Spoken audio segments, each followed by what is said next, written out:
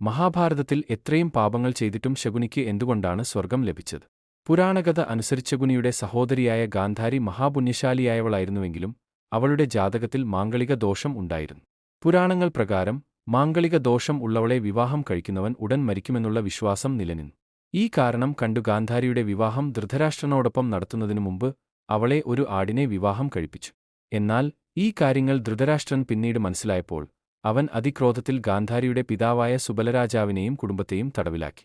വർഷങ്ങൾ നീണ്ട തടവുശിക്ഷയിൽ സുബലനും കുടുംബാംഗങ്ങളും അമിത ദുർബലരായി. തടവിൽ ഇരുന്ന സുബലരാജാവ് മരണത്തോട് മുഖാമുഖം നിൽക്കുമ്പോൾ തന്റെ മകൻ ശകുനിയെ വിളിച്ചു. ഒരു സത്യം ചെയ്യിപ്പിച്ചു. ശകുനി കൗരവരെ നശിപ്പിക്കും. കൂടെ അന്നദ്ദേഹം പറഞ്ഞു, എന്റെ അസ്ഥികളെ വെച്ച് ചതുരംഗ കട്ടകൾ നിർമ്മിക്കുക. അത് ഇപ്പോഴും നീ പറയുന്നതേ കേൾക്കൂ. ശകുനിയുടെ ഈ ചതുരംഗ കട്ടകളാണ് പാണ്ഡവരെ തോൽപ്പിച്ച് കൗരവരെ മഹാഭാരത യുദ്ധത്തിന് പ്രേരിപ്പിച്ചത്.